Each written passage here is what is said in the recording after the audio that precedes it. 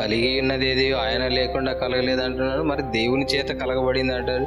సృష్టించిన వాడు దేవుడే అంటాడు. మరలా యేసుక్రీస్తు ద్వారా కలిగింది అంటాడు. మరలా పరిశుద్ధాత్మ అక్కడ ఉన్నాడని అంటాడు. అంటే ఈ ముగ్గురులో ఏ ఒక్కరు లేకున్నా ఆ సృష్టి జరగలేదు అన్నట్టుగానే మనకు కనబడుతుంది. మరి సృష్టికర్తలు అని చెప్పొచ్చు కదా, సృష్టికర్త అని ఎందుకుంది?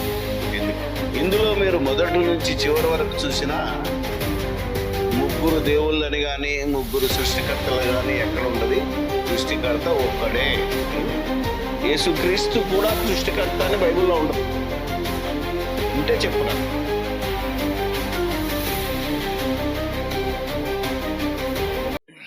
సృష్టికర్త ఒక్కడా లేదా ముగ్గురు కలిస్తేనే సృష్టికర్తనా?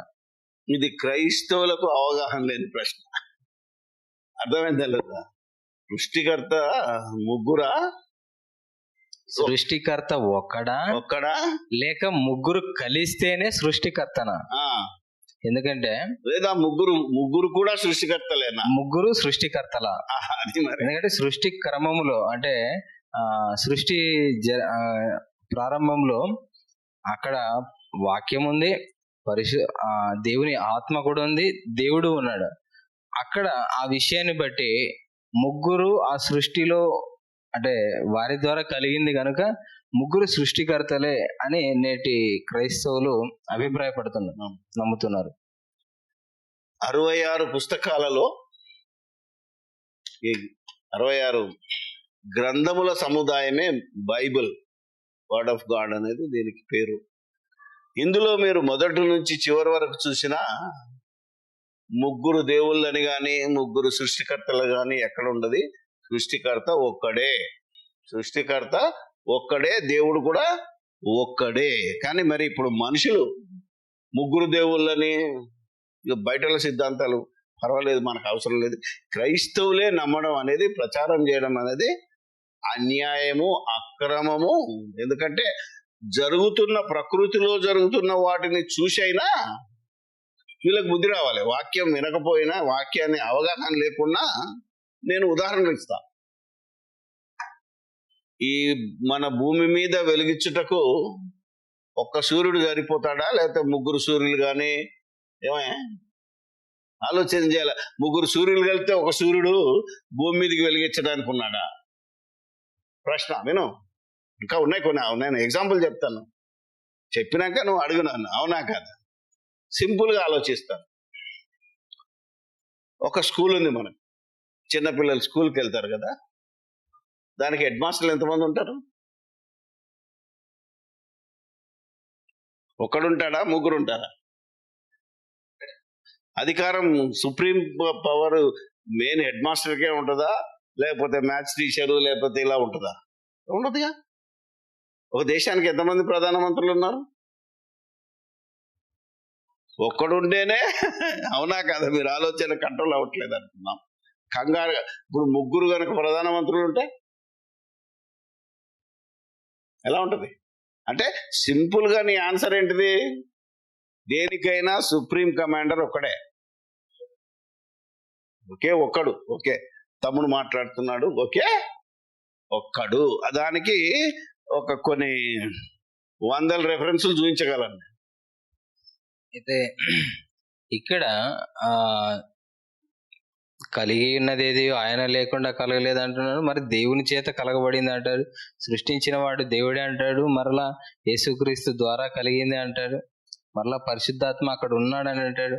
అంటే ఈ ముగ్గురులో ఏ ఒక్కరు లేకున్నా ఆ సృష్టి జరగలేదు అన్నట్టుగానే మనకు కనబడుతుంది. మరి సృష్టికర్తలు అని చెప్పొచ్చు కదా, సృష్టికర్త అని ఎందుకుంది? ఎందుకంటే నేను ఒక కంపెనీలో పనిచేశాను, అర్థమైందా లేదా? ఒక ఫ్యాక్టరీలో పనిచేశాను. నాకున్న అవగాహన ఏంటది? ఒక ప్రోడక్ట్ ప్రొడ్యూస్ చేయాలి, ఒక టర్బైన్ ప్రొడ్యూస్ చేయాలి. అర్థమైందా నీకు?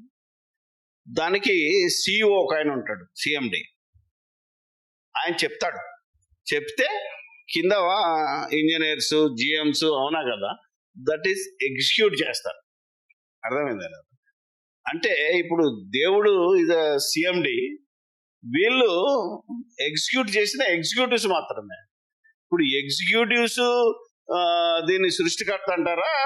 అసలు ప్రపంచానికి ఒక కొత్త ప్రోడక్ట్ పరిచయం చేయాలంటే అసలు ఆపరేటర్ చేశాడు, అది మిషన్ ఆపరేటర్ చేశాడు. అవునా కదా? అవునా? ఎట్లా చేశాడు? సొంతం కాదు కదా, ఈయన చెప్తే చేశాడు. ఒక ఇంజనీర్ వర్క్ చేశాడంటే అవునా కదా? ఇప్పుడు మనం ఆలోచించాలి. ఓకే, నీకేదో కళ్ళ ముందు చెప్తాను. ఇల్లు ఉంది, ఇల్లు ఎవరు కట్టుతారు? వీళ్ళు ఎవరిదంటారు? నేను కట్టించాను అంటాను. అవునా కదా? మరి కట్టినోడెవడు? మేస్త్రి. మేస్త్రి అంటాడు నేను ఇల్లు కడతానంటే చెల్తుందా? నేను చెప్తే, నేను అన్ని ఇస్తే ఆయన పని చేశాడు. అంటే కట్టింది నేను, పేరు నాదే. వర్క్లో సాయం చేసిన వాళ్ళే సృష్టికర్తలు అంటే కుదరదు. అంటే వాళ్ళను అంటే వాళ్ళ ద్వారా దేవుడు చేశాడు. తప్పేం రాయలేదు. కలిగి ఉన్నది ఆయన లేకుండా కలగలేదంటే ఆయన లేకుండా ఈ సృష్టి కలగలేదు. ఈ సృష్టిని కలిగించడంలో తన వాక్కు అన్నాడు కాబట్టి యేసుక్రీస్తు పాత్ర అందులో ఉంది. కానీ యేసుక్రీస్తే సృష్టికర్త కాడు. సృష్టించింది ఆయన గనక ఈజ్ ద మోస్ట్ పవర్ఫుల్. అందుకనే ఆయన పేరే రాసింది. సృష్టికర్తలు అనేది బైబిల్లో లేదు. సృష్టికర్త ఒక్కడే. అంటే సృష్టికర్త అంటే ఎవరు అంటే పరిశుద్ధాత్మ కాదు, ప్రభు అయిన యేసుక్రీస్తు కాదు, అది తండ్రి అయిన దేవుడు మాత్రమే అని ఇందులో ప్లెంటీ ఆఫ్ రెఫరెన్స్. యేసుక్రీస్తు కూడా సృష్టికర్త అని ఒక్క రెఫరెన్స్ ఉండదు బైబిల్. పరిశుద్ధాత్మను ఎక్కువసేపు కోట్ చేయలేదు, కానీ యేసుక్రీస్తు కూడా సృష్టికర్త అని బైబిల్లో ఉండదు. ఉంటే చెప్పురా. నేను భూమికి పునాదులు వేసినప్పుడు నువ్వు ఎక్కడున్నావు అన్నాడు యోబులో. మేము అనలేదుగా. పునాది వేసినాడు ఒకడే, వేసింది ఆయన ద్వారా. ఇప్పుడు నేను పునాది వేసినాను, నేను ఇంటికి పునాది వేసాను, మా నాయన వేసాడు అంటాను. కానీ నేను మా నాయన ఒక్క రాయి తీస్తే మొత్తం రాయి తీసినంత మేస్త్రే. కానీ మేస్త్రి అంటాడా? అన్నాడు కదా. అందుకే యేసు ప్రభు కూడా ఎక్కడ అనలేదు. ఏమని? నేను సృష్టికర్తను అనలేదు. సృష్టికర్త అంటే సృష్టిలో ఉన్న సమస్తాన్ని సృష్టించిన వాడు. నాట్ ఓన్లీ భూమి ఆకాశములు కాదు, ఈ జంతువులను కూడా సృష్టించింది ఆయన. మనుషులను కూడా తన స్వరూపమందు తన పోలిక చొప్పున అన్నాడు.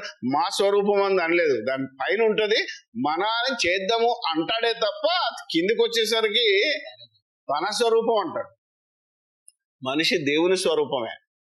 ఇప్పుడు నువ్వేమవ్వాలి? పరిశుద్ధాత్మ సహాయముతో యేసు యొక్క స్వరూపానికి నువ్వు రూపాంతరం చెందాలి. అదే అందుకే బైబిల్ ఉంటుంది, క్రీస్తు స్వరూపం యందు ఏర్పడాలి. అప్పుడు క్రీస్తు ద్వారా మనం పరలోకం. రైట్. థ్యాంక్ యూ అన్న, చాలా క్లియర్ గా చెప్పారు.